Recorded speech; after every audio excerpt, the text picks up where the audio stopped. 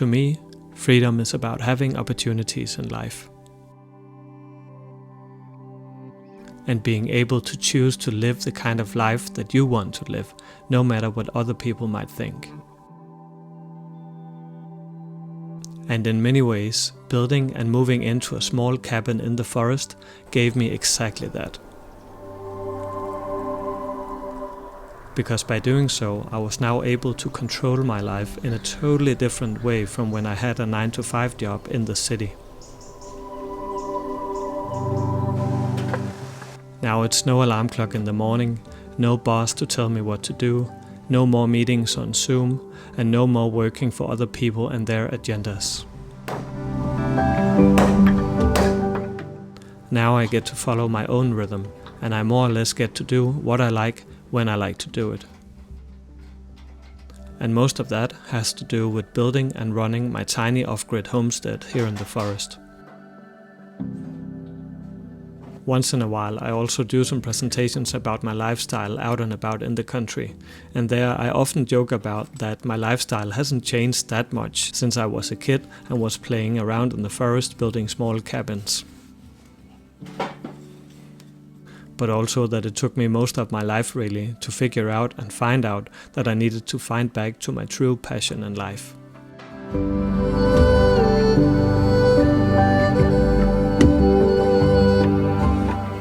Which is to live a simple and quiet life in the forest and having time to do my own creative projects. Projects that I can grow from and that I find inherently meaningful. However privileged this kind of lifestyle might sound to some, it is the most free life that I can think of.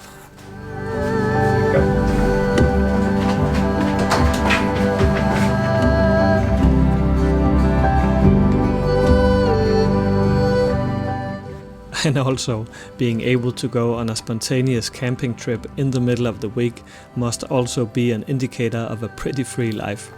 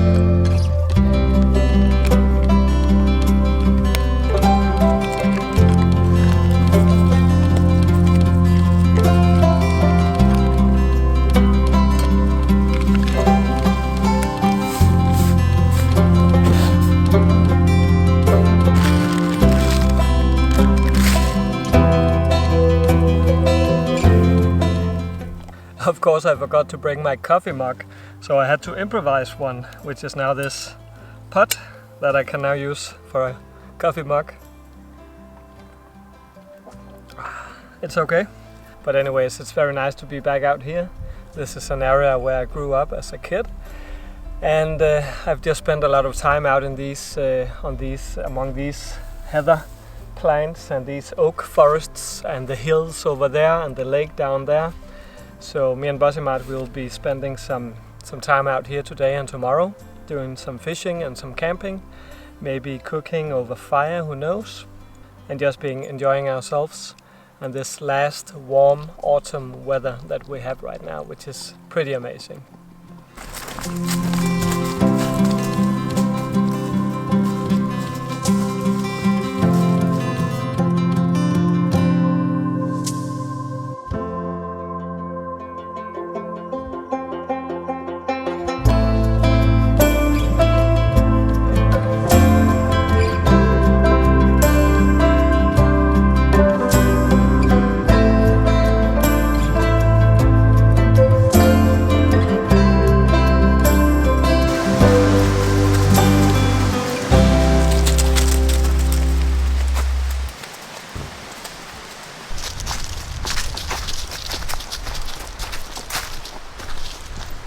But however free my life is, or at least seem to be, it's not a freedom without any kinds of responsibilities and commitments.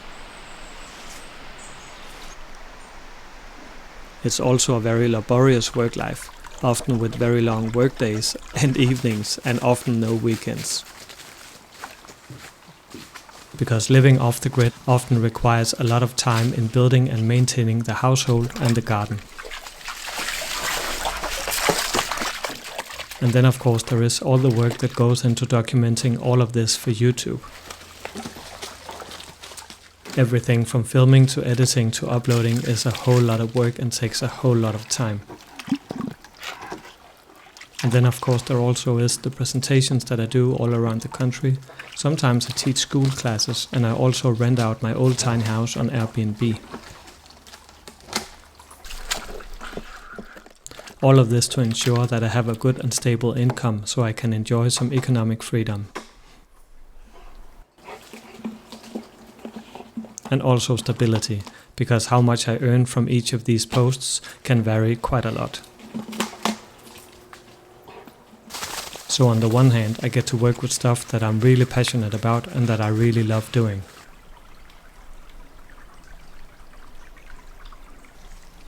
But on the other hand, I'm pretty tied down with work most of the time, so it's about finding the balance.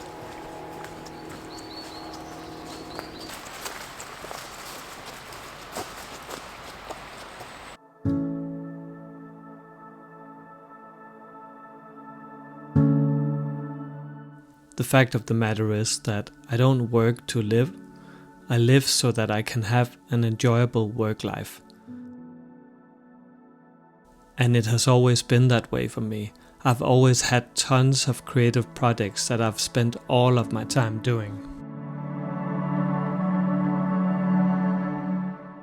But as I got older, school and later also work pushed all of that in the background. Not that I didn't want to prioritize delving into my own projects any longer, but for many years it just seemed like life didn't really allow for it. But even though I think it's a good thing for almost anyone to learn how to take an education and do a job, you should also not forget who you are. And I think that the longer you do things that do not really resonate with who you are and what your inner calling is, the faster you risk getting estranged from yourself.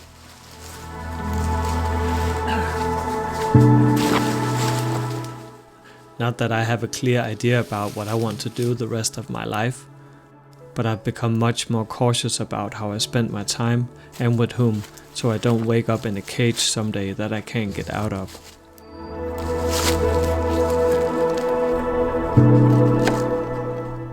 Because I need my me time and I need my creative projects as an outlet.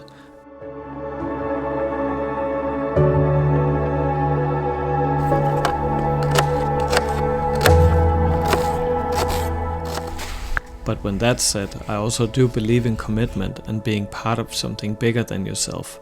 I don't see that as a lack of freedom. On the contrary, being alone in life and decoupled from everything and everyone is often not something that gives you a whole lot of opportunities in life and thereby freedom. Rather, it limits your possibilities and also places all of your responsibilities on your own shoulders, trapping you in your own treadmill of daily tasks and chores. After all, no man is an island, and I even think that our very humanity is defined by our ability to connect with other people that can lift us up. That is true freedom.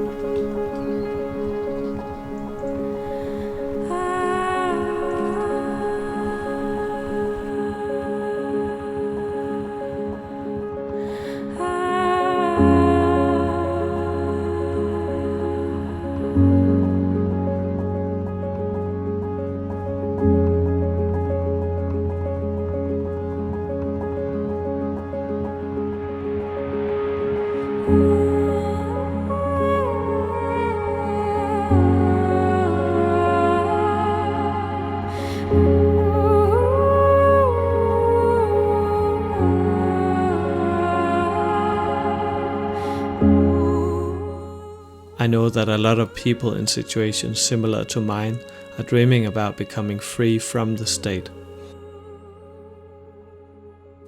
so that they get to have more control over how they spend their money and their lives. And while a part of me can relate to and also understand a position like that, I still feel differently about it.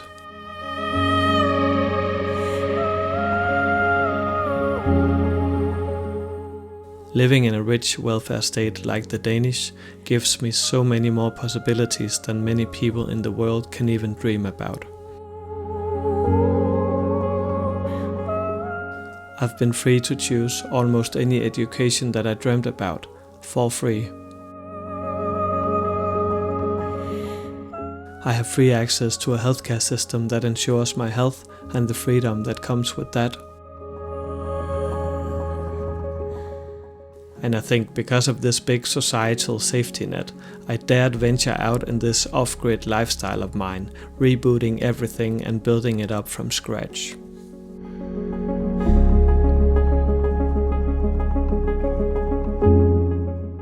So I can now have this relatively free life that I could only dream about back when I worked for someone at an office.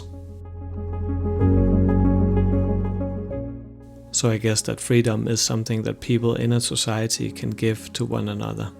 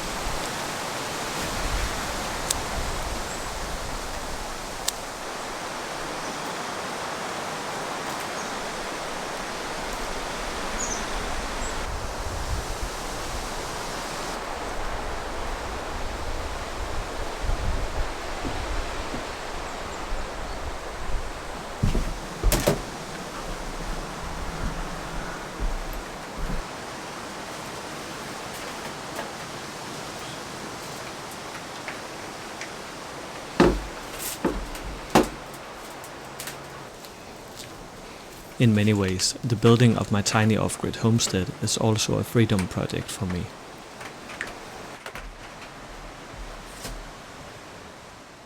Not only because I get to decide what to build, how to build it, and when to build it, and thereby being an expression of my creative freedom,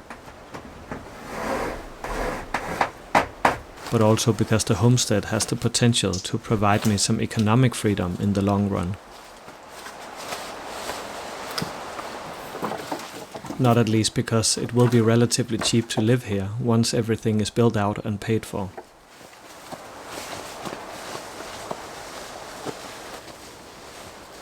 Because I have access to free resources like firewood for heating, electricity from my solar panels, and water from my rainwater collection systems.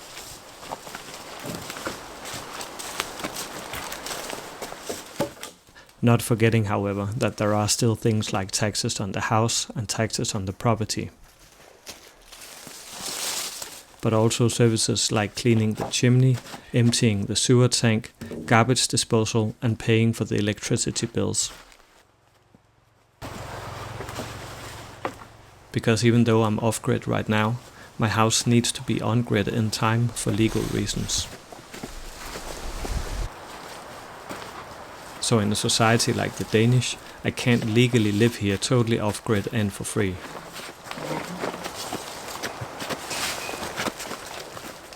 However, I can drastically reduce the amount of money that I have to pay for many of these services by relying primarily on my off-grid systems.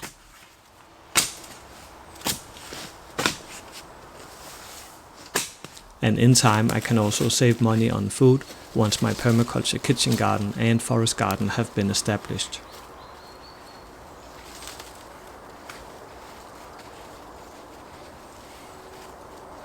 And as long as there are projects to do and stories to tell about life on this homestead, I will always have an income.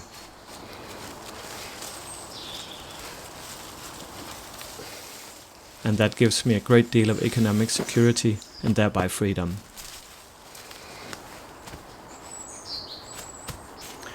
So right now I'm building a wildlife zone here in my garden, essentially by importing a lot of local and native plants and bushes from the area that hopefully will be nice habitats for the local insects and wildlife and birds and whatnot. So and then during the winter I will create smaller habitats for like hedgehogs and for birds, nesting places, and like I will talk much more about that later in the winter. So the trees that I'm importing right now, this is a beech wood, and I also have some birch, as you can see, and then I have some red sprouse and maybe some blue sprouse and some red oak over there. And all the red that you can see, it's red oak, and the reason being is not only that they are native to this area, it's also that they are quite beautiful in the autumn. As you can see right now, the colors are pretty glowing. So this part of the garden will not only have this functional value of boosting the biodiversity, it will also have like a recreational value when I can look down at it from the terrace of the house in the autumn and then enjoy the view to all of these colors. But here in Denmark, autumn is the best time of year to take down trees and bushes because it's the most wet season, so they can get a better head start because of that.